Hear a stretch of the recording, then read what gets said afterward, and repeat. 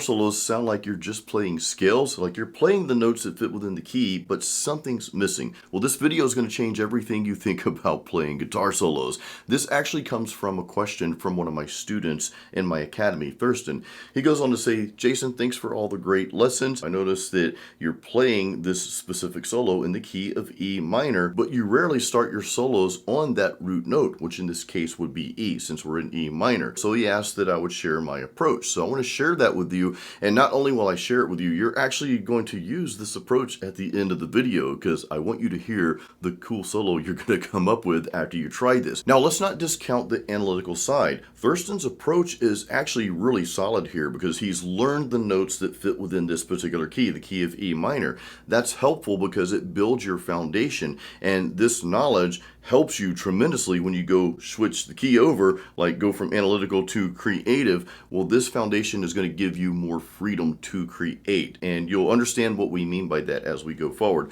Let's start out though with just a simple rhythm that we're going to solo to. You're actually going to solo to this at the end of the video.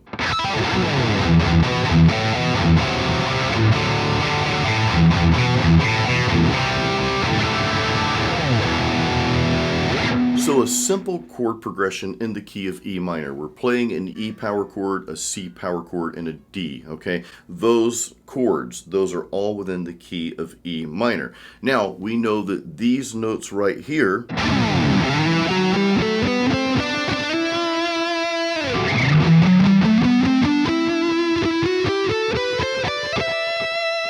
all of those notes fit within the key of E minor, and of course you can start connecting those all throughout the fretboard. We just play basically an E minor scale in multiple places, but all of those fit within the key of E minor. Now, if all of that, like the keys, progressions, the notes fitting within certain keys, if that's a little fuzzy to you, I cover this more in depth in chapter 4 of my free Metal Riffs and Licks guitar practice guide. So grab a copy of that if you don't have it. But this is where everything changes for you. This is where we turn that little switch from the analytical side to the creative, the intuitive, the emotional side, because your guitar solo is not about notes. It's not about that at all. In fact, I don't even want you to think about notes.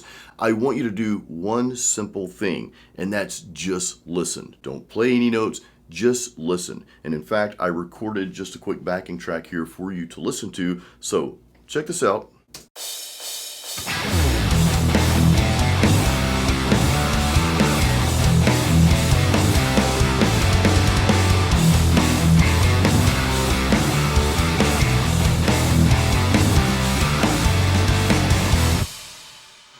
What did you hear in your head as you listened to that rhythm? I'm going to guess a little melody probably started to form, something that you could almost hum. You probably found yourself humming to that. And if you need to go back and listen to that, I would say listen to it several times. It's just a short clip, and actually we're going to play along with that at the end here. But it's just a short clip to listen to and see what you're hearing inside your head, because this is where the solo comes from. It doesn't come from notes on the fretboard. It comes from what you're hearing inside your head. And I'll take a step further, what you're hearing and feeling inside your heart, because solos are emotion. It's just pure passion, pure emotion that you're about to unleash on the fretboard. So let me share just a couple examples. I'm just going to make something up, and this is going to be kind of what I'm hearing in the moment right now.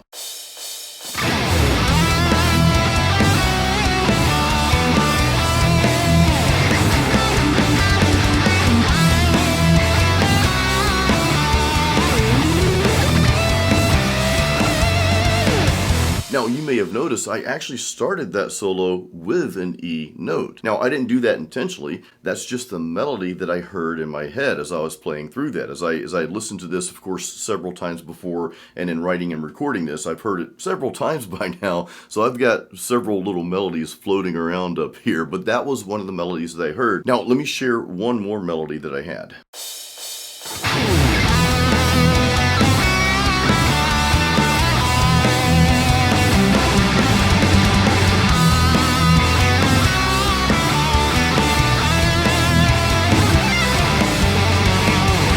Now, I started that with a completely different note. I started it with a B note, definitely not the root note, but that note is within the key of E minor. All the notes I played just now in both solos, they're within the key of E minor. I didn't step outside of that. Now, here's the thing though.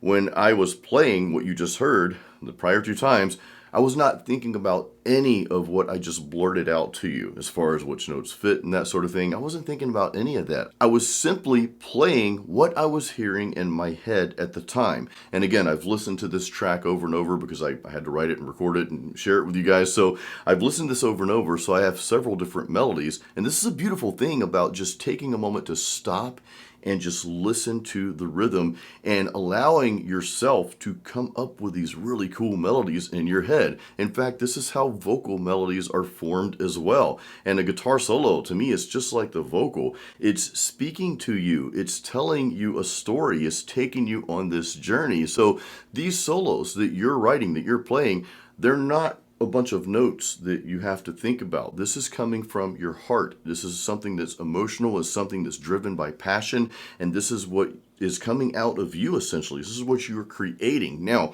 going back to what we talked about, having the foundation, knowing which notes, knowing where you can play on the fretboard that's going to fit perfectly within that key, well, that's going to make the creative process easier because you don't have to guess. Now, on that note, no pun intended, there are no rules to this. Just because this is in the key of E minor, the rhythm's in the key of E minor, does not mean that every note you have to play has to be within that key. Again, having the knowledge, having the foundation allows you to step outside of that and get more creative. So I want you to think about these things that we talked about as you play your solo to this track.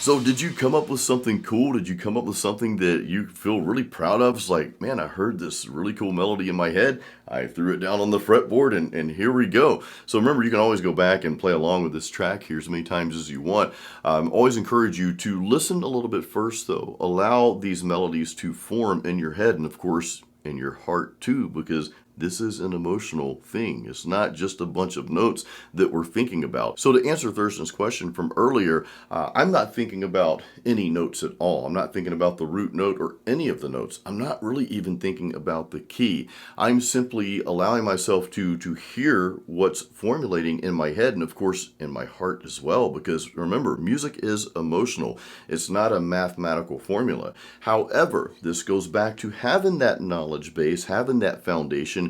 I know which notes on my fretboard fit within this key of E minor. So as I'm hearing this melody in my head, well, it's nothing to throw that down on the fretboard because we have that foundation. So that's where these two kind of come together. Now, if you want to take all this a step further and really go deeper into, of course, the keys and progressions and the notes that fit within these keys, but also unleashing that creative part within you, I've got a course called Lead Guitar Apprentice. It's actually part of the Jason Stallworth Guitar Academy. So there's a link in the description below if you want to learn more about that. I do hope this video helps you. More so, I hope this video inspires you to just unleash what's inside of you. Pour that out. Pour all those emotions out onto your fretboard. You're going to come up with some killer licks and some killer guitar solos that way. So once again, I hope this video inspires you. Thank you for watching as always. Keep it metal and keep playing music.